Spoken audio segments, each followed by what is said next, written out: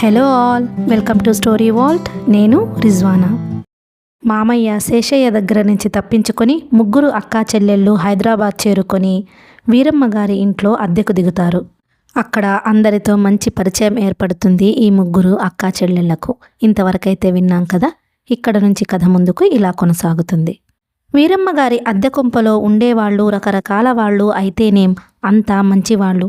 Record dancer బెట్టి Christian చాలా అందమైనది. సంగీతంతో ప్రాణం తీసే పెద్ద మనిషి చాలా స్థూలాకాయుడు. రంగేసిన తల ఎప్పటికైనా రేడియోలో పడాలన్నది ఆయన జీవిత ధ్యేయం. ఆయన పేరు గాలి సుబ్బారావు. పై పెదవులు కింద పెదవులు చచ్చిన కలవ్వు మహానుభావుడికి. అతను నవ్వితే చూసేవాళ్లకు భయం కలిగి తీరుతుంది. వీణ వాణి వీలైనంత మేకప్లో ఉంటారు. వాళ్ళని చూడగానే నాటకాల వాళ్ళని తెలుస్తుంది. నల్లటి కాటుక, ఎర్రటి లిప్స్టిక్, ఆకుపచ్చని బొట్టు, ముదురు రంగు చీరలు చూడగానే పిల్లలు భయపడిపోతారు. అయితే వీరమ్మ గారింట్లో పిల్లలు ఎవరూ లేరు గనుక సరిపోయింది. సదానందం మంచివాడే. అతనికి అంజీకి ఎందుకని పోలికలున్నాయో యమునకు అర్థం కాని విషయం. చెన్నారెడ్డి కవి, నిరుద్యోగ సంఘాధ్యక్షుడు. ఇక పంతులమ్మ పరమేశ్వరికి యవ్వనం సంగీతం గిట్టదు. తన కలల్లో రాజకుమారుడు రాకపోతాడా అని ఎదురు చూస్తుంది. వీరమ్మ గారి వైధవ్యానికి 40 ఏళ్లున్నాయి. ముండా కొడుకు ఇట్లా పుస్తె ముడేశాడా అట్లా చచ్చాడు అంటుంది రోజుకొకసారైనా. ఆవిడ మేనత్త కొడుకు అకాలంలో భజన గీతాలు పాడేవాడట. ఆయన పేరు హరిదాస్ కేసరి అంటారు అందరూ. వీరమ్మ గారిని పునర్వివాహం చేసుకుందామని ఇంకా ఎదురు చూస్తూ ఆవిడతోనే ఉంటాడు. లోకులు కాకులు అనేక నిందలున్నాయి వాళ్ల మీద. ఒక 2000 రూపాయలకి రూపాయికి అనా చొప్పున వడ్డీలకి తిప్పుతూ తన అనార్కలి వీరమ్మ గారి దగ్గర విశ్రాంతి తీసుకుంటున్నాడు ఆయన. ఆ కొంపలో అందరూ ఆయనని గిన్నెలు చెంబులు తాకట్టు పెట్టి అప్పు తీసుకున్న వాళ్లే, ఒక్క చెన్నారెడ్డి తప్ప. చూడమ్మాయి, అందరూ మంచివాళ్లే, పాపభీతి కలవాళ్లే, గౌరవించదగ్గ వాళ్లే, ఆ పంతులమ్మ తప్ప అన్నాడాయన యమునతో. ఆవిడ మంచిదే కదండి, అదే మంచి గడమంచి. తనింకా పాపాయిననుకుంటుంది. నాకే ప్రేమలేఖలు రాసింది. నేను మాట్లాడకపోయేసరికి వాజ్పేయి లేడు, అతన్ని ప్రేమిస్తానంటోంది. అదేనమ్మా ఫారెన్ మినిస్టర్. దీని గొడుగు రంగు దీని రంగు ఒకటే గదా, వాజ్పేయి ఎలా ప్రేమిస్తాడు చెప్పు. 2000 తగలేసుకొని ఢిల్లీకి పోయి వచ్చింది. ఆయన ఇంటర్వ్యూ ఇచ్చాడో లేదో గాని వచ్చిన దగ్గర నుంచి మిసెస్ వాజ్పేయి అని పిలవమని చంపుతుంది మమ్మల్ని. పిలవకపోతే ఆ గొడుగు మెడకి తగిలిస్తుంది అన్నట్లు నిన్న ఏదో గొడుగు గొడవ విన్నాను. ఏమిటో పాపం. ఏమిటో పూర్వంలాగా హరికథలు వినేవాళ్ళు లేరమ్మాయి. ఆ మాటకొస్తే వెధవ సినిమాలు తప్ప మిగతా కళలన్నీ మూలపడ్డట్టే. ఈ హైదరాబాద్లో టెలివిజన్ వచ్చిందా, ప్రతి వాళ్ళు దీపాలార్పి అది చూస్తూ కూర్చుంటారు. అసలు హరికథలు నాటకాలు పరువు తక్కువ పనులనుకో నిట్టూర్చాడు హరిదాస కేసరి. భజన కమలకి ఈయనకి చెడిన తరువాత 1-2 హరికథలు చెప్పాడని బెట్టి అన్నది. ఆ మాటకొస్తే క్రీస్తు పురాణం కూడా చెబుతాడట.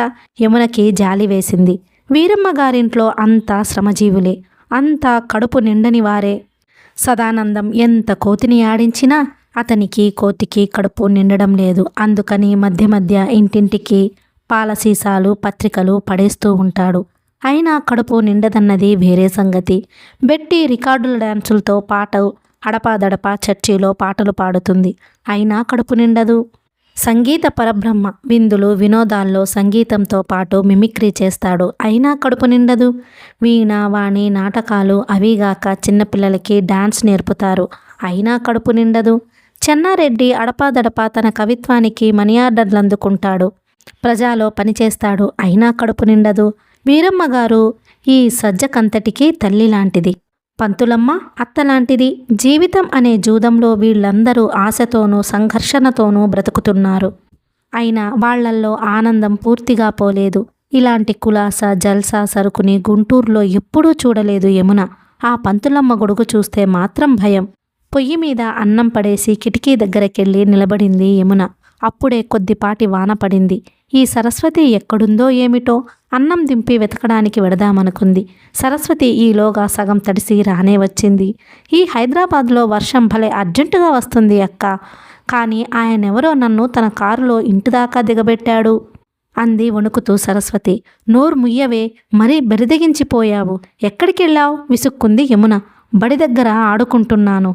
వెధవబడి చదువుకున్న వాళ్ళంతా కోతుల్ని ఆడించుకొని బ్రతుకుతున్నారు. వాగడం మాత్రం తెలుసు. శుద్ధ ముద్దవతారం, మట్టి తలకాయ. 14 ఏళ్ళు వచ్చినాయి గాని బుద్ధి లేదు. బుద్ధి ఉంది గనకనే చలంగారు చెప్పినట్లు ఈ సుందరం సాయంత్రాలు చిరుజల్లులు గడ్డిపూలు చూసి ఆనందిస్తున్నాను. నీ మొహం, చిరుజల్లులు గడ్డిపూలు అన్నం పెట్టవు. ఆ చలం అంతకన్నా పెట్టడు. అవును, చలం పుస్తకాలు ఎక్కడివి నీకు? బాబోయ్ అక్క, చెన్నారెడ్డి గారి గదిలో ఉన్నాయే. ముందు నిన్ను కారులో దించిన వాడి సంగతి చెప్పు. ఆయన ఎవరో అర్జెంటుగా తేలాలి. అసలు నువ్వు ఆడపిల్లవని గుర్తుందా? ఆయన రోజు కారులో పోతూ కాసేపు పార్క్లో ఆగుతాడు. ఎంత మంచి కథలు చెబుతున్నాడనుకున్నావు? ఇవాళ వెధవ వాన వల్ల కథ వినడం కుదరలేదు. ఆయన ఏ ప్రాంతం వాడు? బద్మాష్లాగున్నాడే చూస్తే. ఏ ప్రాంతం వాడో తెలియదు, ఏ ప్రాంతంలో ఉంటాడో తెలియదు, పేరు కూడా తెలియదు అంది సరస్వతి తల బిరుసుగా. యమున మాట్లాడకుండా అన్నం దింపి పులుసు పొయ్యి మీద పడేసి వంకాయలు, దోసకాయలు, ఉల్లిపాయలు తరుగుతూ కళ్ళనీళ్లు తుడుచుకుంది. ఏడుస్తున్నావా అక్క? పిచ్చి మొద్దు. ఉల్లిపాయలు తరిగితే కళ్ళమ్మడి నీళ్లు వస్తావని కూడా తెలియదు. ఆయనెవరు? తెలియదు. కథల మామయ్య అంటాం. భలే కథలు చెబుతాడు. రాజకుమారుడు కథ, కాడీలాక్ కథ, హ్యూయాన్ థ్యాంక్స్ ఇండియా రావడం కథ, నిజాం నవాబు కథ, బోలెడు. యమున తరుగుతున్న ఉల్లిపాయల్ని కింద పెట్టి కళ్ళు తుడుచుకుంది. ఆయన నిజంగా చాలా చదువుకున్నాడక్క. నువ్వు చూస్తే తప్పకుండా మెచ్చుకుంటావు అంది సరస్వతి మహానందంతో. యమున ఆలోచనలో పడింది. ఒక్కసారి మన ఇంటికి రమ్మంటాను. నువ్వు పెద్దక్క చూడవచ్చును అంది తిరిగి సరస్వతి. యమున పరధ్యానంలో పడిపోయింది. వంకాయల్ని లెక్కపెట్టి బుట్టలో వేస్తున్నది. దోసకాయల్ని లెక్కపెట్టి బుడ్డలో నుంచి కింద పడేస్తున్నది. ఆమెకు ఆకలి కూడా తెలియటం లేదు. నే చెప్పేది నువ్వు వినడం లేదు. ఈ వెధవ గదిలో ఒంటరిగా ఉంటే అసలు నీకెలా తోస్తున్నది అంది సరస్వతి. ఈసారి నిజంగానే యమునకి కళ్ళనీళ్లు తిరిగినాయి. అమ్మా నాన్న జ్ఞాపకం వచ్చి ఏడుపు వచ్చింది. గంగా పడుతున్న కష్టం, తన ఒంటరితనం తలుచుకొని దుఃఖం వచ్చింది. పైగా సరస్వతి ప్రశ్నలో ప్రేమ, జాలి, జీసస్, బుద్ధుడు గూడు కట్టుకున్నట్లు తోచింది. యమున సరస్వతిని దగ్గరకు తీసుకుని ఆ చిన్న చెల్లెలి గుండె మీద తల ఆనించి మనసారా దుఃఖించింది. సరసు అక్క మరీ కష్టపడుతోంది. పగలంతా చేసే పని చాలక రాత్రిళ్ళు ఆ వెధవ కథలకు బొమ్మలు వేస్తుంది నిద్ర మానుకొని. అక్క చాలా నీరసపడిపోయింది సరసు అంది యమున. నేను బొమ్మలు వేయటం నేర్చుకుంటాను. భలే తమాషాగా ఉంటుంది గదా అంది సరసు సీరియస్గా మారిపోయి. నీకు జీవితం తమాషానే చెల్లి. అదృష్టవంతురాలివి. అయినా రోజుకి 20 గంటలు పనిచేయడం తమాషా కాదులే అంది యమున. 20 గంటలు అంటే ఎన్ని నిమిషాలు? అయ్య బాబోయ్ అక్క, ఈ పని జంబలకే పంబ. నా వల్ల కాదు. అసలు లెక్కలు రావే రాకు. మన బాధల్లో చదువు లేకపోవడం ఒకటి. 20 గంటలంటే గంటకి 60 నిమిషాల చొప్పున. నన్నెందుకు చంపుతావు గాని ఆ బడిలో పడే అంది సరస్వతి. ఆ రోజు యమున సరస్వతి బడి ముందు పచార్లు చేశారు. గంగకి శేషయ్య భయం వలన వాళ్ళని బడికి గుడికి వెళ్ళొద్దని వార్నింగ్ ఇచ్చింది. ఆడపిల్లలు గులాబీ పువ్వుల్లా ఆడుకుంటుంటే ముచ్చట పడిపోయేవారు. రంగురంగుల రిబ్బన్లు, దుస్తులు దేనికైనా పెట్టి పుట్టాలి. కాళ్ళ చెప్పులు ఎంత ఎత్తో అంది సరస్వతి. యమున నిట్టూర్పు విడిచి ఊరుకుంది. సరసు, బుద్ధి లేక నీతో వచ్చాను. పొయ్యి మీద పులుసు ఏమైందో పోదాంరా అని ఇంటికి వచ్చింది. ఈ అరగంటలో సెగ మీద పులుసు మంచి సువాసన పడ్డది. గరిటెతో ఒక ఉల్లిపాయ తీసి సరస్వతి చేతిలో పడేసింది.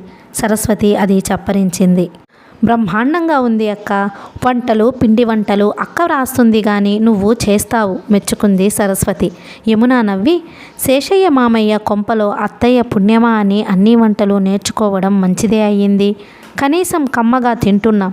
కాస్త ఆ స్విచ్ వేయి. దీపాల వేళ అయ్యింది. సంగీతం ఆయన భూపాల రాగం ఆలపిస్తున్నాడు అంది యమున. అన్నీ అపశృతులే. పొద్దున పాడాలటగా ఆ రాగం. హరిదాస కేసరి మొన్న అంటుంటే విన్నాను అని లేచి స్విచ్ వేసింది సరస్వతి. దీపం వెలగ్గానే లోపల చీకటి, మేఘాల వలన వచ్చిన బయటి చీకటి రెండూ పోయి చతుర్దశి చంద్రుడు బయటపడ్డాడు పుచ్చకాయ సగానికి కోసినట్లు. యమున కిటికీ దగ్గర చేరి చంద్రుడి వంక చూస్తోంది. యవ్వనానికి చంద్రుడికి ఏదో సంబంధం ఉంది. మట్టి వాసన హాయిగా ఉంది. సాయం సమయ నవ పరిమళాలు నూత్నోత్తేజాన్ని కలిగిస్తాయని ఆ టీనేజ్డ్ ఆడపిల్లలకు తెలియనంత మాత్రం చేత ప్రకృతి తన ధర్మాన్ని వదిలిపెట్టలేదు. ఇరుగు పొరుగు ఆడవాళ్లు వంట ప్రయత్నాలలో పడ్డారు. నూర్జహాన్ చేపని రుద్దుతోంది. దానిలో ప్రాణం ఉంది కాబోలు ఎగిరిపడుతోంది. ఆడుకోవడానికి వెళ్ళిన పిల్లలు ఇళ్లకు వస్తున్న సందడి వినిపిస్తున్నది. క్రమేపీ గందరగోళం తగ్గి వాతావరణం ప్రశాంతంగా మారుతున్నది. ఆ ప్రశాంతిలో భయంకరమైన కేక వినిపించింది. చచ్చాన్ బాబోయ్, రక్షించండి నాయనోయ్! ఏం కొంప మునిగింది అంటూ చెన్నారెడ్డి కేకలు పెడుతూ యమున సరస్వతులను ఢీకొట్టాడు. ముగ్గురు కిందపడి లేచారు. ఆ కేక ఎవరిది? భయంతో అడిగింది యమున. ఇంకెవరు? పంతులమ్మ కేక. ప్రాణం పోయిందేమో. కిందకి పోదాం పదండి. వీరమ్మగారి సౌధంలో ఉన్న 50 మంది గందరగోళంగా పరిగెత్తి పంతులమ్మ గది ముందుకు చేరారు. పంతులమ్మ బల్లిలా గోడకు అతుక్కుని గొడుగు విప్పి కవచంగా పెట్టుకుని ఆత్మరక్షణ చేసుకుంటూ అరుస్తున్నది. నాయనోయ్ పిల్లి, అమ్మోయ్ పిల్లి, నా గదిలో దూరింది దేవుడోయ్! ఆ కేకలకి ఆ పిల్లి బిక్కచచ్చి కదలనన్న జ్ఞానం కూడా లేకుండా భయంతో వణికిపోతూ నీరసంగా అరుస్తున్నది. చెన్నారెడ్డి నవ్వుతూ, ఏం కేకలండి పంతులమ్మ గారు? పులి ఏదైనా ఏ సర్కస్ కంపిలో నుంచి అయినా తప్పించుకొని మీ గదిలో దూరిందేమో అనుకున్నాను. మచ్చలు దాల్చిన పిల్లి పులియగునే పురుషాదీశ అన్నాడు. వెళ్ళగొట్టండి బాబోయ్, నా గుండె ఆగిపోయి అరగంట అయ్యింది. వీరమ్మగారోయ్, ఈ విధవ పిల్లి నా ప్రాణాన్నిక్కడే దాపురించిందండోయ్! ఆ కేకలకు యమున ఆశ్చర్యపడి చెన్నారెడ్డి వంక చూసి, ఇదేం గొడవండి? పిల్లిని చూసి భయపడతారా ఎవరైనా అంది. ఆ మాటకొస్తే బల్లిని చూసి కూడా కొందరు భయపడతారు అని రెడ్డి పిల్లి వైపు నడవసాగాడు. పిల్లి పారిపోవడానికి ఇప్పటికి ప్రయత్నం చేయసాగింది. ఉన్న ఒక్క కిటికీలోనూ కోతి కూర్చొని పిల్లిని వెక్కిరిస్తుంది. పిల్లి చూస్తే ముద్దుగా ఉంది. మీరు ఎత్తుకోండి రెడ్డిగారు. దామ్మ, పిస్ పిస్, నిన్నేం చెయ్యనురా. ఏమననుగా ప్లీజ్ అంది యమున. ఆ పిల్లి పంతులమ్మని, కిటికీలోని కోతిని, మిగతా జనాన్ని జాగ్రత్తగా చూసింది. అందరిలోకి యమున దానికి నమ్మకం కలిగించింది. యమున ముందుకు వెళ్ళి పిల్లిని చేతిలోకి తీసుకుంది. పిల్లి గుండె భయంతో యమ స్పీడుగా కొట్టుకుంటుంది. అక్కా అరిచింది సరస్వతి సంతోషాన్ని పట్టలేక. ఏమిటి సరస్సు? పంతులమ్మగారు దాన్ని బెదరగొట్టింది. సరదాగా పెంచుకోవాలని ఉంది. ఈ పిల్లి మొన్న బొమిక కొరకడం లేదు, అదే అక్క అంది సరస్వతి. కోతి అసూయపడుతుంది సరస్సు. యమున మాట పూర్తి కాకుండానే, బొమికలు గిమికలు ఆరగించే ఈ విధవ పిల్లిని తక్షణం తీసుకో గుంటూరు పిల్ల అంది. అది మా అమ్మ. అక్కయ్య గారు, పిచ్చిముండ అదేం చేసిందండి అంది సరస్సు. పిశాచంలాగా కొంపలో దూరింది పాడుపిల్లి. అసలే నాకు పాడుపిల్లులంటే అసహ్యం. హడలిపోయాను దాని పాడుముఖం చూసేసరికి. తరిమేయండి ముందు అంది పంతులమ్మ. అంత మరీ కారుణ్యం లేకుండా ఎలాగా పాపం?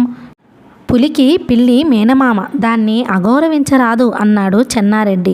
బహుశా తిండి కోసం వెతుక్కుంటూ ఉంటుంది అంది సరస్వతి. మీకంత సరదా అయితే తీసుకుపోండి, నా కొంపలో క్షణం ఉండనివ్వను పాడు పిల్లి. పంతులమ్మ కంఠం విన్నప్పుడల్లా పిల్లి వణుకు ఎక్కువవుతోంది. ఇదేమన్నా మీ స్వగృహమా? అలా గొడవ చేస్తారు మా అమ్మగారు అంది సరస్వతి. ఏమన్నావు రౌడీ పిల్ల? గొడుగుతో సహా ముందుకు రాబోయింది పంతులమ్మ. చెన్నారెడ్డి వెనుక దాక్కుంది సరస్వతి. చూడండి అక్కయ్య గారు, పిల్లి ఎంత సన్నబడిపోయిందో. పాపం కడుపు నిండా తిండి దొరికి ఉండదు అంది యమున. తురక పిల్లి, ఆ కొంపలో పిల్లలకే పెడతారా పిల్లికే పెడతారా అంది పంతులమ్మ. పిల్లి సయామీ కాట్, నా ప్రేమ పక్షుల్ని తినకుండా చూడండి అంది బెట్టి. కోతి మాత్రం పిల్లికి ఎంతమాత్రం భయపడకుండా గోడ మీద కూర్చుంది. అక్క, దీన్ని మనం పెంచుకుందాం అంటూ బిక్కమొహంతో ఏడుపు ప్రారంభించింది సరస్వతి. పిల్లి బ్రహ్మహత్య మనకెందుకు అన్నాడు చెన్నారెడ్డి. ఈ గోల విని బజారు నుంచి వచ్చిన వీరమ్మగారు అప్పుడే అక్కడికి వచ్చి, ఏమిట్రా, ఎవరైనా పోయారా అంది. ఏమమ్మా వీరమ్మగారు, ఈ విధవ పిల్లి అయినా ఉండాలి, నేనైనా ఉండాలి మీ ఇంట్లో, తేల్చుకోండి మరి అంటూ నిష్కర్షగా పిల్లి మెడకి గొడుగు తగిలించబోయింది. వీరమ్మగారు పిల్లిని జాలిగా చూసి, ఇది మన ఇళ్లలో తిరిగే పిల్లే, పాపం దీనికి స్థిరంగా పెంచుకునేవాళ్ళు దొరకలేదు కాబోలు అంది. వీరమ్మగారు, ఈ పిల్లి చాలా ముద్దుగా ఉందండి, మేం పెంచుకుంటాం, ఒప్పుకోరు అంది సరస్వతి. దాన్ని వెళ్ళగొడతారా లేదా? గొడుగు నేలకేసి కొడుతూ ఉరిమింది పంతులమ్మ.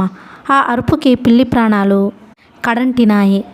వీరమ్మగారు జాలిగా అంది. యమున, బక్క చిక్కిన ఆ పిల్లి ప్రాణాలు పంతులమ్మ అరుపులకి ఏ క్షణమో ఇంకో క్షణమో ఎగిరిపోతాయన్నంత బలహీనంగా ఉంది. అది కనిపెట్టిన యమునకి పిల్లి మీద అమితమైన జాలి వేసింది. బాగుంది, మీరు పెంచుకుంటామంటే ఎవరికీ అభ్యంతరం ఉండాలి, కానీ దాని మెళ్ళో ఓ గంట కట్టండి, బెట్టి ప్రేమ పక్షుల్ని ఫలహారం చేయకుండా పాపం పిచ్చిముండ అంది వీరమ్మగారు. అలాగేనండి సరస్వతి సంతోషంతో హామీ ఇచ్చింది. యమున, సరస్వతి, చెన్నారెడ్డి పిల్లితో సహా మేడ మీదకు వెళ్ళారు. సయామీ కాట్ గదు. తిండి ఉంటే భలే తయారవుతుందండి యమున గారు. ఇప్పుడు అందంగానే ఉంది. పంతులమ్మ అరుపులకి కంగారు తప్ప దానికే జబ్బు లేదు. దీనికి శుభ్రంగా స్నానం చేయిస్తాను. వాలకం చూస్తే దీని మకాం బొగ్గుల గదిలో అయి ఉంటుందనిపిస్తోంది. మా బట్టలు కూడా పాడైపోయినాయి అంది యమున. దీని అభ్యంగనానికి నా ప్లాస్టిక్ బకెట్ ఇవ్వమంటారా అన్నాడు చెన్నారెడ్డి. థ్యాంక్స్. గంగ ఇంటికి వచ్చేసరికి పిల్లికి అభ్యంగన స్నానం అయ్యింది. దాన్ని ఒళ్ళో కూర్చోబెట్టుకుని సరస్వతి దాన్ని నిమురుతున్నది. యమున పులుసులో తిరగమూత పెడుతున్నది. అక్క, పులుసు చాలా, కూర ఏమైనా చేయమంటావా అంది యమున. ఈ పిల్లిని ఎక్కడ సంపాదించారు అంది గంగ దాన్ని దగ్గరకు తీసుకొని. కథ అంతా చెల్లెళ్ళు దగ్గర విన్నాక గంగ దాని అందాన్ని పరిశీలించడం ప్రారంభించింది. అక్క, ఒక్క ముక్కైనా అన్నావా నువ్వు అంది సరస్వతి నిరుత్సాహంగా. అది కాదు సరసు, పిల్లి బొమ్మ గీస్తే ఎలా ఉంటుందా అని ఆలోచిస్తున్నాను అంది గంగ. దాన్ని పిల్లి అనకు, పరమేశ్వరి అను అంది సరస్వతి. గంగ, యమున ఒకళ్ళని చూసుకుని ఒకళ్ళు నవ్వుకున్నారు. ఎవరు చెప్పారు దాని పేరు పరమేశ్వరి అని అడిగింది.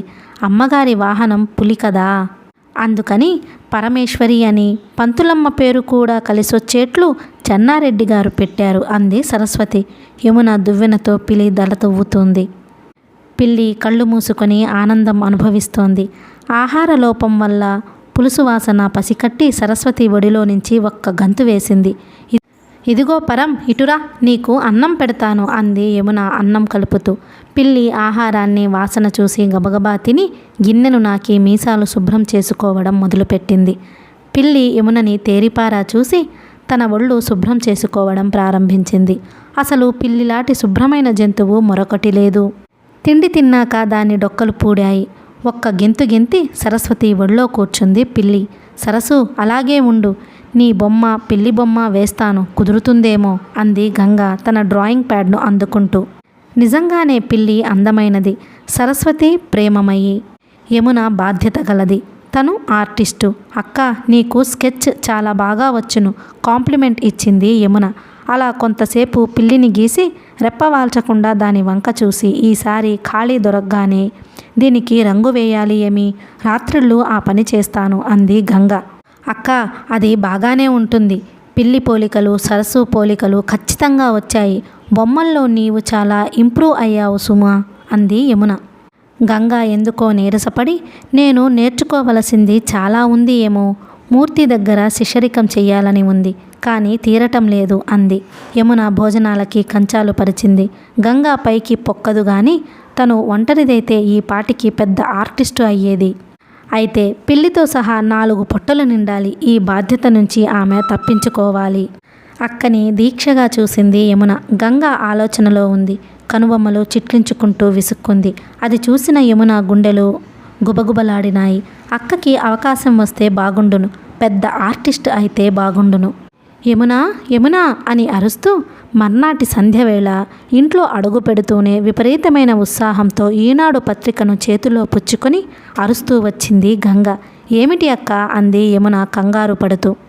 ఈ పత్రికలో ప్రూఫ్ రీడర్ పోస్టు ఖాళీ ఉందిట, అప్లికేషన్ పెట్టబోతున్నాను అంది గంగ ఉత్సాహంతో. అంత పెద్ద పత్రికలో నీకు ఉద్యోగం ఇస్తారని గ్యారంటీ ఏముంది అక్క? నీకన్నీ అనుమానాలేనే. మొట్టమొదట పేపర్ సెటప్ చేస్తే చాలుట, అదీగాక అడ్వర్టైజ్మెంట్ కంపెనీలో కూడా బొమ్మలు వేయటానికి ఆర్డర్ వచ్చింది అని వివరాలు చెప్పింది గంగ. అలా చెబుతుంటే ఆవిడ ముఖం ఆనంద పారవర్శ్యంతో వెలిగిపోయింది. అది చూసిన యమున అక్క చిన్నబోవడం చూడలేక, కంగ్రాచ్యులేషన్స్, చాలా సంతోషం అక్కయ్య. ఆ వెధవ పత్రికలో ప్రూఫ్లు చూస్తూ తెల్లవార్లు మేలుకొని కళ్ళు ఒళ్ళు పాడు చేసుకునే కంటే ఇది 1000 రెట్లు నయం. ఎలాగో అలా ఈ సంవత్సరం గడిపేస్తే మనం బయటపడిపోతాం అంది యమున. ఏమో, ఈ పని నాకు మంచి ఫ్యూచర్ కల్పిస్తుందనుకుంటాను. కొద్ది టైం ఉంటే మూర్తిగారి దగ్గర బొమ్మలేయటం కూడా నేర్చుకోవచ్చు అంది గంగ. నిజం అక్క, దామెర్ల సత్యవాణి గారిలాగా నీవు చాలా గొప్పదానివ్వాలనేది నా ఉద్దేశం. కనీసం రాగతి పండరి గారిలాగానైనా వేయాలి. నిజంగా ఏమో, మూర్తిగారు రంగులు వేయడం నీవు చూసి తీరాలి. అలాగే తిరుమల రెడ్డి గారి శిల్పాలు ఎంత బాగుంటాయనుకుంటున్నావు?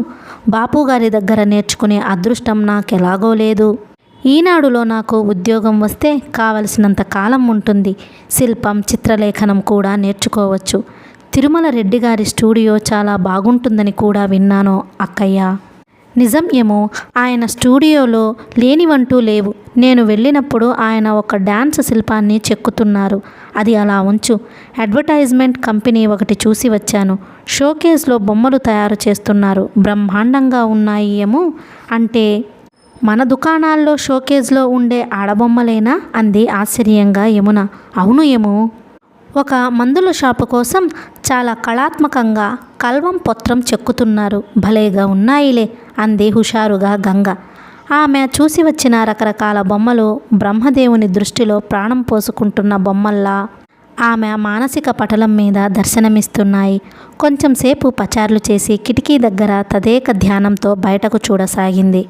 ఏమో, నీవు నమ్ముతావో లేదో గాని మూర్తిగారు ఆ సందు అవతల వైపున కాపురముంటున్నారే, అదిగో అలా చూడు, ఆ వేప చెట్టున్న పచ్చరంగు ఇల్లు కనబడుతుందా? అంది గంగ. అక్క, వీలున్నప్పుడు ఎప్పుడైనా తీసుకెళ్ళి నన్ను చూపించకూడదు? తప్పకుండాను. మూర్తిగారు చాలా మంచివారు. అసలు ముందు నన్ను పనిలో ప్రవేశించని, రేపు ప్రజాపత్రిక ఎడిటర్తో చెప్పాలనుకుంటున్నాను. మీకు ఎవరైనా మనిషి కుదిరే వరకు ఉంటాను గాని తర్వాత ఉండను అని అంది గంగ. ఇంతలో ఎవరో మ్యూజికల్ సౌండ్తో తలుపు తట్టిన చప్పుడైంది. వచ్చిన వ్యక్తి చెన్నారెడ్డి. మీ మాటలు వినపడ్డాయి గంగగారు. అర్జెంటుగా వచ్చేశాను. ఈరోజు రవీంద్ర భారతిలో పనికిమాలిన నాటకాలకి ప్యాసులు సంపాదించాను. మీరందరూ వచ్చి తీరాలి అన్నాడు. అతను పేకముక్కల్లా ప్యాసులు ఒకదాని ఒకట పక్కన పేర్చి పెట్టుకుని, రవీంద్ర భారతి, దాన్ని గురించి వినడమే గాని చూడలేదు. ప్యాసులు అందరికీ తెచ్చారా చెన్నారెడ్డి గారు? అంది సంతోషంతో యమున. భలే పని చేశారు. మేం పుట్టాక ఈ రోజంత ఆనందమైన రోజు మా జీవితంలో రాలేదు. అందులో మా అమ్మా నాన్న పోయాక మా మామయ్య పెట్టిన హింస వర్ణనాతీతం అంది గంగ. ఇంతకీ ఎన్ని ప్యాసులు తెచ్చారు? ఆతురతగా అడిగింది యమున. 4 తెచ్చాను. చాలవంటారా? మీరు, మేము ముగ్గురం. ఎందుకు చాలవు? అంది గంగ ఆనందంతో. ఆ రోజందరూ పెందరాడే భోజనం చేసేసి తయారైపోయారు. సరస్వతి ఎక్కడుందో పట్టుకొని ఆమెకు మొహం కడిగి పౌడర్ వేసింది యమున. అక్కా చెల్లెళ్ళు ముగ్గురు ఉన్న వాటిల్లో కాస్త మంచి చీరలే కట్టుకున్నారు. సరస్వతి మాత్రం తన ఆత్రాన్ని, ఆవేశాన్ని అణుచుకోవడానికి ఎంత మాత్రమూ ప్రయత్నించలేదు. మాటిమాటికి చెన్నారెడ్డి గదివంక చూడడం ప్రారంభించింది. చూడు సరసు, మనం చూడబోయేది బ్రహ్మాండమైన ఏనుగు, క్రూరమైన పులులు, ఘోరమైన సింహాలు ఉండే సర్కస్సు మాత్రం కాదు. నీకంత ఆత్రం పనికిరాదు అంది గంగ. అక్క, అసలు మనం చూడబోయేది మనుషులు ఆడబోయే నాటకమేనా, తోలుబొమ్మలా? అంది యమున. ఏమోనే, ఆ రవీంద్ర భారతిలో రోజుకొక ప్రోగ్రాం మారుస్తుంటారు. ఒక్కోసారి బోరు కొట్టే సంగీత కచేరీ కావచ్చుగా అంది గంగ ఊహాగానం చేస్తూ. జంబలకే పంబ ఎదురుగుండా ఉన్న చెన్నారెడ్డి గదిలో నుంచి సరదాగా ఈల వినిపిస్తుంది. ఈ ఈలపాటకర్థం ఓలమ్మి తిమ్మిరెక్కిందా, ఒళ్ళంతా తిక్కరేగిందా అని. ఛ, ఎదవ పాట అని అంది గంగ. చెన్నారెడ్డి ఆడపిల్లల కన్నా అధ్వాన్నంగా అలంకరణ చేసుకొని బయటికి వచ్చి, ఫ్రెండ్స్, ఇక పోదామా అని అన్నాడు. ఇంతకు ముందు మీరు ఈల మీద పాడిన పాట ఏమిటి అని విడిచిపెట్టకుండా అడిగింది గంగ మండిపడుతూ. అయ్య బాబోయ్, మీరు విన్నారేమిటి యమున గారు? ఆర్ యూ రెడీ అన్నాడు చెన్నారెడ్డి హుషారుగా. యమున బయటికి వచ్చింది. దువ్వుకున్న ఆమె తల స్వర్గానికి నిచ్చెనలాగా ఎంతో అందంగా ఉంది. నలుగురు చాలా మెల్లిగా మెట్లు దిగారు. చలిచలిగా ఉన్న రాత్రిలోకి, కళకళలాడుతూ ఉన్న దీపాలలోకి వాళ్ళు ప్రవేశించారు. చెన్నారెడ్డి జేబు రుమాలుతో మొహం తుడుచుకొని, మంచు చాలా ఎక్కువగా ఉంది అన్నాడు. జంబలకే పంబ అని అంది సరస్వతి. ఛీ, నోర్మోయ్ రెడ్డిగారు, రిక్షాలు ఎక్కుదామంటారా అంది గంగ. వద్దండి, మనమంతా భాగ్యవంతులం కాము. నిజాం పరిపాలనలో మన వాళ్ళు ఒక వెలుగు వెలిగిన మాట అవును గాని ప్రస్తుతానికి రిక్షా డబ్బులు కూడా లేవు. అయినా నాకు బుద్ధి లేక కానిండి, కవిత్వం ఎవరు చెప్పమన్నారు? ఆ దిక్కుమాలిన ప్రజాపత్రికలో 6 నెలలకొక తడవైనా జీతం ఇస్తే గొప్ప. భోజనాలకే చస్తుంటే రిక్షాలు ఎందుకు మేడం? అవును యమున గారు, మీ కాళ్లకు చెప్పులు లేవేమిటి? ఈ హైదరాబాదులో చెప్పులు లేకపోతే పెద్ద నామోషి అన్నాడు చెన్నారెడ్డి. 2 చెక్కలు సంపాదించి నవ్వారుతో చెప్పులు తయారు చేసుకుందామనుకుంటున్నాను అని నవ్వుతూ అంది యమున. మీరంటే నాకు చాలా ఇష్టం అంది సరస్వతి. ఏమిటోయ్ మీ దయ అని నమ్రతగా అన్న ఆ మాటకి అప్పా చెల్లెళ్ళు అతను ఆనందిస్తున్నాడని గ్రహించారు. రవీంద్ర భారతి వైపు వెళుతుంటే ఆ రద్దీకి 3 చోట్ల రోడ్డు దాటాల్సి వచ్చింది. హైదరాబాదులో సందులు గొందులు ఎంత చీకటిగా ఉంటాయో మెయిన్ రోడ్లు అంత వెలుతురుగా ఉంటాయి. ఈ హైదరాబాద్లో ఎవరు నిద్రపోరా రెడ్డి గారు అంది గంగ ఆశ్చర్యాన్ని వెలిబుచ్చే కంఠంతో. గుంటూరులో అయితే ఈ పాటికి నిద్రపోతారు జనం. చూసారా మేడం, ఇది హైదరాబాద్ ఉందే, ఇది నిద్రపోదు. అర్ధరాత్రి వరకు తాగి తూలి ఉదయం 10 గంటలకు నిద్రలేస్తుంది అన్నాడు చెన్నారెడ్డి.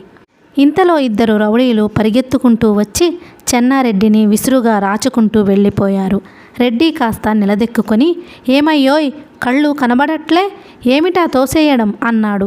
రౌడీల్లో పొట్టి అతను వెనుకకు వచ్చి, మాఫ్ కీజియే సాబ్, చూడలేదండి, అసలు తోయలేదండి అని మళ్ళీ పరిగెత్తుకుపోయారు. చెన్నారెడ్డి వాళ్ల వంక ఒక్క క్షణం పరకాయించి చూసి జోబు తడుముకొని, బాస్టర్స్, నా పర్సు కొట్టేశారు, అసలే ₹1 ఉంది అని వాళ్ల వెనక పరిగెత్తాడు. గంగా యమున చేయగలిగిందల్లా సరస్వతిని పరిగెత్తకుండా చూడడమే. ఒక్క నిమిషంలో వాళ్ళు చెన్నారెడ్డి జనంలో కలిసిపోయారు. అక్కా చెల్లెళ్ళు ఏం చేయాలో తోచక నిలబడి నిర్ఘాంతపోయారు. కొంతసేపటికి చెన్నారెడ్డి ఒగరుస్తూ నవ్వుతూ వచ్చి, 64 కళల్లో దొంగతనం కూడా ఒకటి. నా కళ్ళ ముందరే నా జేబు కత్తిరించారు. వాళ్ళది భలే హస్త లాఘవమండి. ఏమైతేనేం నా ₹1 తెచ్చుకున్నాను అన్నాడు నవ్వుతూ సరదాగా. చాలా జాగ్రత్తగా ఉండాలి రెడ్డి గారు, ఈ మధ్య సిటీలో ఎక్కడ చూసినా దొంగతనాలే.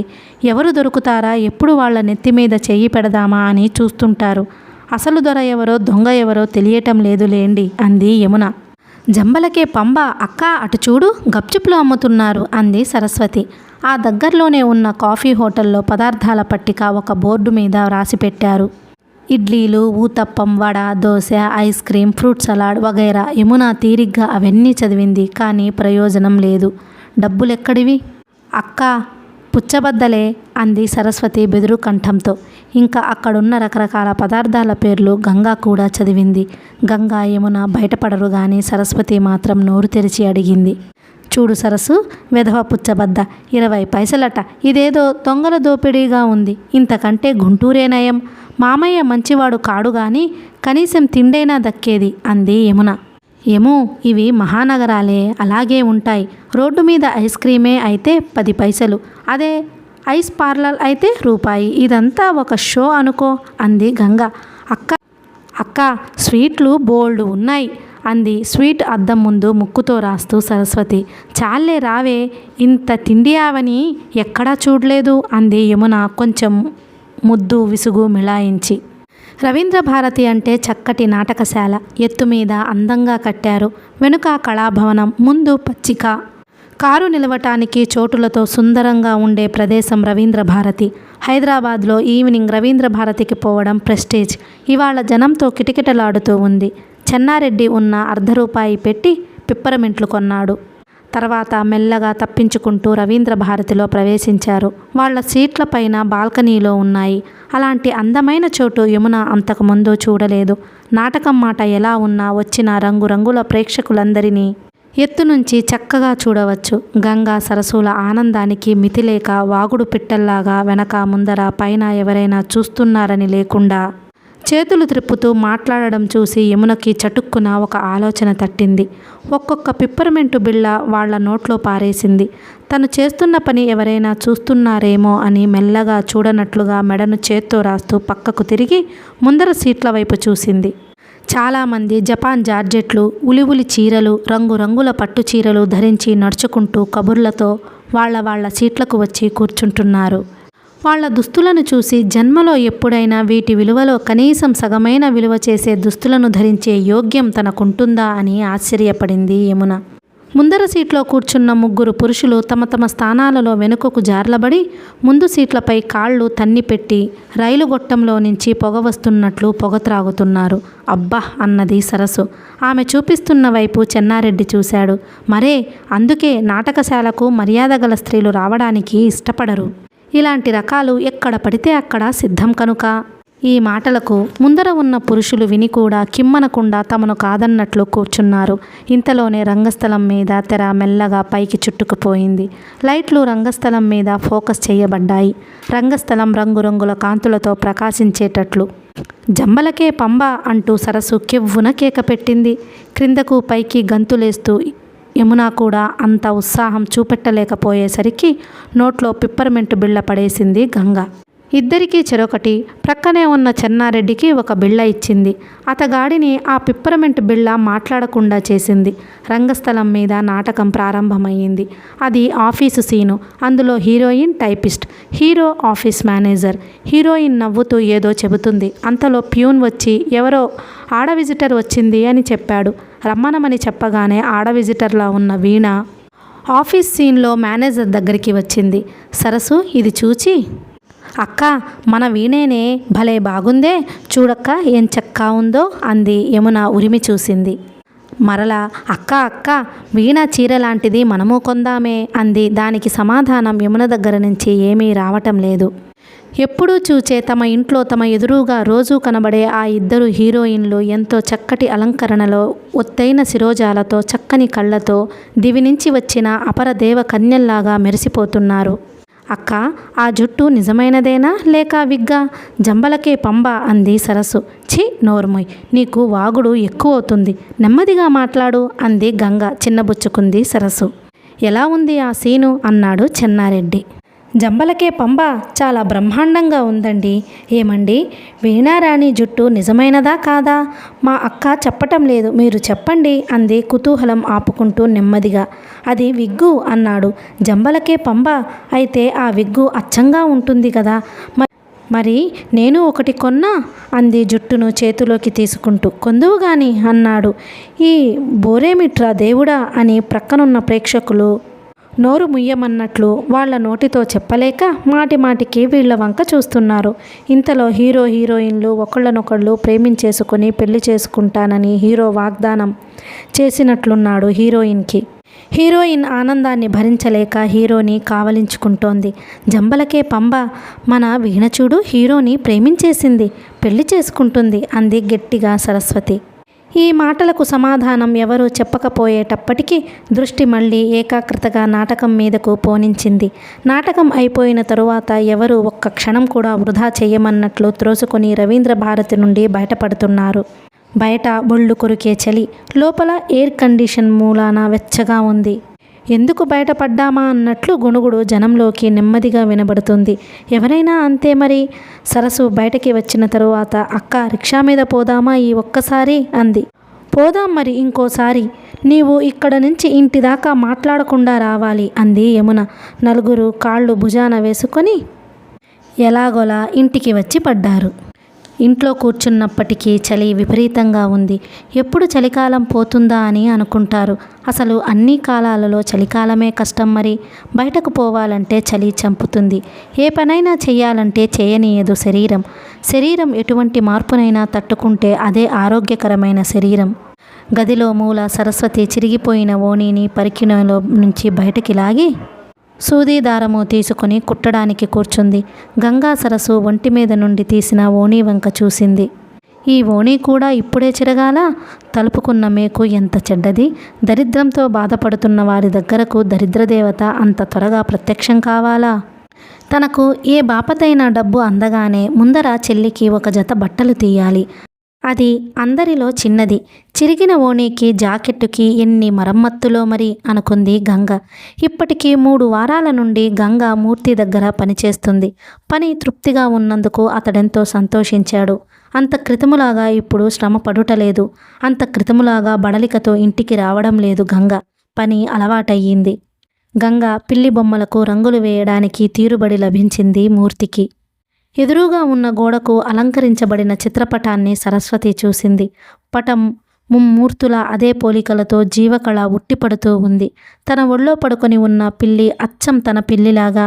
అది చూచే అమాయకపు చూపు, శిరోజాలకు సరిపడ వేసిన రంగు, నిజమైన రోమాలున్నట్లుగా వాటి మీద బూడిద రంగు మచ్చలు అక్కడక్కడా ఉండి, దాని ప్రక్కనే పూర్తి గోల్డ్ స్పాట్ కలర్ దుస్తులు ధరించిన మోహన అందమైన కాటుక తీర్చి చెవులకు బుట్ట లోలాకులతో, కొనతేరిన ముక్కుతో, దొండపండు లాంటి పెదవులు, స్వర్ణకాంతుల్లా వెదజల్లుతున్నట్లు మురిపించుతున్న సరస్సు చిత్రం అది. అడుగుల చప్పుడు వినబడింది. తిరిగి చూసింది గంగ. ఎదురుగా సరస్వతి, పిల్లి ప్రత్యక్షమయ్యారు. సరస్వతి చెక్కిళ్ళు ప్రకాశమానంగా నున్నంగా ఉన్నాయి. ఇంటిలో మూర్తి ఎవరినో చిత్రపటాల గదిలోకి తీసుకుని వెళ్ళి చూపిస్తున్నాడు. వచ్చినతడు మన తెలుగువాడులాగా కనబడడం లేదు. బాగా పెరిగిన గడ్డం అతని మొహాన్ని కప్పేస్తోంది. తల మాత్రం బట్టతల. గడ్డం ముఖం మీదనున్న చర్మము ఎరుపు రంగులో తమాషాగా మెరుస్తున్నాయి. చిత్రపటాలన్నీ చూసి మెచ్చుకుంటూ వాటిని చూచి తిరిగి హాలులో ఉన్న సోఫాలో వారిద్దరూ కూర్చున్నారు. అక్కడ ఉన్న పటం ఎదురుగా కనబడింది. అది సరస్సు పిల్లిల పటం. ఆ వచ్చినతను సజీవంగా ఉన్న సరస్సు పిల్లిని, నిర్జీవంగా ఉన్నప్పటి పటంలో జీవం ఉట్టిపడుతున్న దానిని చూసి వెంటనే సోఫాలో నుండి లేచి, భాయ్, ఇది నాకు నచ్చింది, వెంటనే నాకు కావాలి, ఈ పటంను ప్యాక్ చేసి నాతో పంపించు అని మూర్తి వైపు తిరిగి సంతృప్తి ముఖం ప్రకటించాడు. తను చేసిన వాటికంటే గంగా చేసిన బొమ్మకు, తను ప్రాణం పోసిన బొమ్మకు అతను ఎక్కువ విలువ ఇచ్చాడని గ్రహించిన మూర్తికి మరి కాస్త అభిమానం గంగ మీద ఏర్పడి ఆమెకు అడ్వాన్స్గా 50 రూపాయలు ఇచ్చాడు. గంగా, నేను వేసిన ఆర్ట్ కంటే అందులో ఉన్న బొమ్మను చూసి లైక్ చేశాడు. నీవు ముందు ముందు మంచి బొమ్మలు వేసి పైకి రావాలి అని ఆశీర్వదించాడు మూర్తి. గంగకు తన మొదటి జీతం మూర్తి దగ్గర నుండి తీసుకొని ఆశీర్వాదం పొందినప్పుడు ఆనంద బాష్పాలు టపటపా కళ్ళ నుండి ముత్యాలలాగా నేలవరాలాయి. తన జీతంలో నుంచి చెల్లెళ్ళకి బట్టలు, ఇంటికి సరిపడా వెచ్చాలు తీసుకోవాలనుకుంది. బట్టలు తీసుకుని ఇంటికి పోదామనుకున్న గంగకు పూర్తి నిరాశ ఏర్పడింది. బస్సులో ఒకరినొకరు తోసుకుంటూ పైకెక్కటంలో తన బ్యాగు ఎవరో కొట్టేశారు. ఇవి పెద్ద సిటీలో సర్వసామాన్యమే. మరి చేతిలో ఉన్న బ్యాగు పోయినందుకు, అదీగాక మొదటి జీతం ఇలా మట్టిపాలైనందుకు గంగకు మనసులో లేదు. ఇంటికి రావడంతోనే చాప వేసుకుని పడుకొని లేవలేదు. అక్క లేవకపోవడం చూసి, అక్క, పని ఎక్కువ అయ్యిందా? చాలా నీరసంగా ఉన్నావు అంది యమున. ఏమీ చెప్పకుండా కన్నీరు పెడుతుంది గంగ. ఇదంతా చూసిన సరస్వతి ఏదో జరగరానిది జరిగిందని బిక్కమొహం వేసింది. అక్కా, మాట్లాడవేమే, నీవు వచ్చి 4 గంటలయ్యింది. మాకు అన్నాలు పెట్టవే 9 అయ్యింది. నీవు ఏడిస్తే నాకు ఏడుపొస్తుంది అంది సరస్వతి. మన డబ్బు పోయింది. ఇవాళ మూర్తిగారు 50 రూపాయలు ఇచ్చారు అడ్వాన్స్గా. అవి బస్సులో దొంగ వెధవలు కొట్టివేశారు అంది. ఓస్, దానికేనా ఈ ఏడుపు? పోతే పోయిందిలేవే అంది అక్కను ఓదార్చడానికి యమున. మీకు బట్టలు కొందామనుకున్నానే అంది గంగ. ఏవీ బట్టలు? ఎక్కడ పెట్టావు అంది అమాయకంగా కళ్ళు త్రిప్పుతూ సరస్వతి. మళ్ళా ఈసారి కొంటాను సరు, రేపటి నుండి మన తిప్పలు ఎలాగో అంటూ వంట కార్యక్రమంలోకి దిగింది యమునతో గంగ. మర్నాడు గంగ దిగాలుగా కూర్చుని బొమ్మలు వేయడం మూర్తి చూశాడు. ఈరోజు అలా ఉన్నారేమిటి? ఒంట్లో బాగోలేదా అన్నాడు. ఏం లేదు, మీరిచ్చిన డబ్బు దొంగల పాలయ్యింది. బస్సులో పోగొట్టుకున్నాను అంతేనండి అంది గంగ. మూర్తి చాలా బాధపడ్డాడు. అయితే మీరు వెళ్ళేటప్పుడు డబ్బు తీసుకువెళ్ళండి, ఇస్తాను అన్నాడు మూర్తి. ఆ మాటలకు గంగ ముఖం 1000 వోల్ట్ల బల్బులాగా ప్రకాశవంతమై కృతజ్ఞతాభావంతో చూసింది. మూర్తి మరొక పాత్రలో రంగు కలుపుతున్నాడు.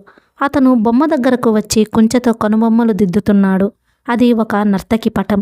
కట్టుబట్టలకు ఎరుపు రంగును, నడుము పచ్చరంగు వడ్డాణములో, కాలికి గజ్జెలలో, నిండు ఎరుపు గాజులలో, అడ్డపాపిడిలో, పాపిడి బిళ్ళలో, అద్దములోనూ తను సోయగము, తన ప్రతిబింబము చూచుకున్న తెలుగు కన్య అత్యంత రమణీయత ఒలుచుకున్న చిత్రమది.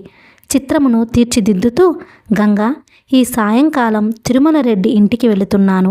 ఆయన తయారు చేసిన గరుత్మంతుణ్ణి చూడడానికి నీవు కూడా వస్తావా? తిరుమల రెడ్డి చాలా మంచివారు అన్నాడు. రమ్మంటారా అంది గంగా పైకి. కానీ ఆమె కోరిక కూడా అదే. తరువాత ఆమె మూర్తి కలిసి ఊరి చివరనున్న స్టూడియోకి వెళ్ళారు. ఉత్తర వీధి దగ్గర మొదట్లోనే ఉంది వారి ఇల్లు. ఆ ఇంట్లో అడుగు పెడుతున్న గంగ ఒక్కసారిగా దివ్యానుభూతి పొందింది. ఇదంతా మరో ప్రపంచంలా ఉంది కదూ అన్నాడు మూర్తి. నిజంగా ఇది మరో ప్రపంచంలాగే ఉంది. చూడండి, ఆ ద్వారకానికి ఆనుకుని శిల్పాలు, క్రింద లతలు ఎంత చక్కగా తీర్చిదిద్దారు. నిజంగా మన నాట్యకత్తెల ద్వారం మీద నిల్చొని తమ నాట్యం చూపుతున్నారా అన్నట్లుగా ఉంది. అబ్బా, కర్టెన్ల మీద అందమైన రంగులు మేళవించిన నెమలి ఎంత సుందరంగా ఉంది అంది. లోనికి అడుగుపెట్టారు. లోపల చక్కని శివపార్వతుల నిలువెత్తు విగ్రహం నృత్యము చేస్తున్న రీతిలో చూచుటకు కళ్ళు 2 చాలవేమో. అక్కడున్న సోఫాలో ఇద్దరూ కూర్చుని మాట్లాడుచుండగా తిరుమల రెడ్డి గారు వచ్చి, క్షేమంగా ఉన్నావా మూర్తి అన్నారు. అతని రూపం పొడుగ్గా, ఒక మోస్తారు వాళ్లలా, భుజాలు వంపుగా, చల్లని చూపులతో, వెండిలాగా మెరుస్తున్న జుట్టుతో చూడగానే అతనిలో దివ్యత్వం మూర్తీభవించినట్లు ఉన్నాడు. ఈమె నా స్నేహితుని కూతురు, మిమ్మల్ని చూడడానికి ఆతృతతో వచ్చింది అని పరిచయం చేశాడు మూర్తి. గంగ నమ్రతతో నమస్కరించింది. ప్రతి నమస్కారము చేసి, మీ గురించి నాకు తెలుసు, ఎలా తెలుసుననుకుంటున్నారా? మూర్తి లాంటి వారు దొరకడం చాలా కష్టం, చాలా మంచివారు అంటూ మూర్తి వంక తిరిగాడు తిరుమల రెడ్డి. లోపలికి రండి, గరుత్మంతుణ్ణి చూద్దురుగాని, ఎలా ఉందో చూసి చెప్పాలి, దాని పొగడ్త గురించి నాకు వద్దు, దానిలో ఉన్న లోపాలు చెప్పాలి అన్నాడు నిండుగా తిరుమల రెడ్డి. ఆయన వెనక ఇద్దరూ నడిచి గరుత్మంతుని శిల్పం దగ్గరికి వచ్చారు. ఇది ఎంత సహజంగా ఉన్నదంటే అది నిజమైన పక్షి అనుకొని వెనకకు వెళ్లాలని భ్రాంతి కలుగుతుంది. ఎంత గొప్పగా చెక్కారు అని ఆశ్చర్యం ప్రకటించింది గంగ. ష్యూర్, అద్భుతమా అన్నాడు తిరుమలరెడ్డి. నమస్కారమండి అన్నాడు తిరుమలరెడ్డి శ్రీమతిని చూసి మూర్తి. ఈమె పేరు యశోధర, వీరి సతీమణి అని గంగకు పరిచయం చేశాడు. యశోధర, గంగ ప్రతి నమస్కారాలు చేసుకున్నారు. భగవంతుడు చాలా చిత్రమైన వేషాలు వేస్తాడు. సామాన్యంగా భార్యాభర్తలు అన్యోన్యతానురాగాలతో మెలగాలని కోరుకుంటారు. కానీ ఎవరు తప్పప్పులు ఏమైనప్పటికీ కీచులాటలు సంభవం. కానీ యశోధర తిరుమల రెడ్డిలను చూస్తే అలా అనిపించదు. వీరెంత పుణ్య దంపతులో అనుకున్నాడు మూర్తి. మీరు మా ఇంటికి రావడం సుకృతం అంది యశోద. మేము మీ ఇంటికి రావడం పూర్వజన్మ సుకృతం అన్నది గంగ. ఈ మగాళ్ళు ఇక్కడ మాట్లాడుకుంటూ ఉంటారు, మనం లోపలికి పోదాంరా అని ఆప్యాయతగా గంగను తీసుకుని ఇల్లు చూపించుతూ వంటగదిలోకి తీసుకుని వెళ్ళింది. అక్కడ పదార్థాల ఘుమఘుమలు గంగ ఘ్రాణేంద్రియమునకు పని చెప్పాయి. తీసుకో పకోడీలు అన్నది యశోధర. చాలా బాగున్నాయండి అన్నది గంగ. అక్కడ అలుమారు తలుపులతో సహా ఎంతో కళాత్మకంగా వంట ఇల్లంతా ఏదో కళానికేతనంగా ఉంది. ఎక్కడో సంపెంగ వాసన గుబాళింపు జోడయింది. ఓహో, ఇది అలుమారు తలుపు లతలపై సంపెంగపై నుండి రావటం లేదు కదా ఈ వాసన అంది గంగ కవిత్వంలో పడిపోయి. సాయంకాల సంధ్యాకాంతులతో ముత్యాల ముగ్గులను దాటి వెనుక వరండాలోకి వచ్చారు. అప్పుడే స్కూల్ నుంచి వచ్చిన యశోధర మురిపాల కూతురు మొహం కడుగుతోంది. చిలుక మీ అమ్మాయి పేరా అంది అనుమానమొచ్చి గంగ. అవును, మా ముద్దులమ్మ పేరు చిలుక అంది యశోధర చిలుకను దగ్గరకు తీసుకొని తల చేత్తో నిమురుతూ. వీరందరూ మూర్తి తిరుమలరెడ్డి ఉన్న చోటికి వచ్చారు. గంగా, ఇక్కడ ఉన్న శిల్పాలన్నీ తనివితీరా చూశాను అనుకుంటాను. నీ వంటి వర్తమాన కళాకారులు చూడవలసిన చోటు అన్నాడు మూర్తి. అవునండి, ఎంతో పుణ్యం చేసుకుంటే గాని ఇటువంటి చోటులో అడుగు పెట్టలేము. నిజంగా నా జీవితము ధన్యమైందని అనుకుంటాను అని తన కళాతృష్ణను బయటపెట్టింది గంగ. భోజనాలకి లేవండి, కబుర్లు చెప్పుకుంటే కాలం కూడా తెలియదు, లేచి కాళ్ళు కడుక్కోండి అని చెప్పి లోపలికి వెళ్ళింది యశోధర. అందరూ టేబుల్ చుట్టూతా కూర్చుని భోజనం చేస్తున్నారు కబుర్లు చెప్పుకుంటూ. సరే, దానికేం గాని ఇంకొంచెం వడ్డిస్తాను అంది యశోధర. వద్దండి, మీ కబుర్లతోనే మాకు కడుపు నిండింది. ఇంక మీరు ఎక్కువ పెట్టారంటే ఇంటిదాకా పోకుండా ఇక్కడే దొర్లాల్సి వస్తుంది మరి అన్నాడు మూర్తి. కావలసి వస్తే డాక్టర్ను పిలుస్తాను, మీరు మొహమాట పడకుండా కడుపు నిండా తిని తీరాలి, ఇది మా రూలు. అందరూ నవ్వుకొని లేచారు భోజనాలు కానిచ్చి. వాళ్ళు చూపిన ఆప్యాయతకు కృతజ్ఞతలు తెలుపుకొని ఇళ్లకు బయలుదేరారు. వారిని గుమ్మం దాకా సాగనంపడానికి వీధి దాకా వచ్చి, గంగా, ఈసారి వచ్చేటప్పుడు మీ ఇద్దరు చెల్లెళ్లను తీసుకురావాలి మరి అంది యశోద. అలాగనే, తప్పకుండానండి అంది గంగ. వారొక వీధి వెళ్ళబోతుంటే వేరుశనగకాయలు అమ్ముతున్న ముసలివాడు బల్లపై కూర్చొని అందరికీ పొట్లాలు కట్టి ఇస్తున్నాడు. గంగా వాసన పట్టింది. కానీ ఇప్పుడే భోజనం చేసి వేరుశనగకాయలు ఏమిటని అక్కడ ఉన్న పిల్లలు ఒకరినొకరు తోసుకుంటున్న వైపు చూసింది. తన చెల్లెళ్ళు జ్ఞాపకం వచ్చి మూర్తితో, వేరుశనగకాయలు తీసుకుంటాను, ఒక్క నిమిషం ఆగండి అంది గంగ. వేరుశనగకాయలు తీసుకువచ్చి తీసుకోండి అంది మూర్తి. థ్యాంక్స్ చెప్పి 2 కాయలు తీసుకుని ఇళ్లకు బయలుదేరారు. కథ కొనసాగుతుంది. ఈ వీడియో నచ్చినట్లయితే please like, share and subscribe the channel. Thank you.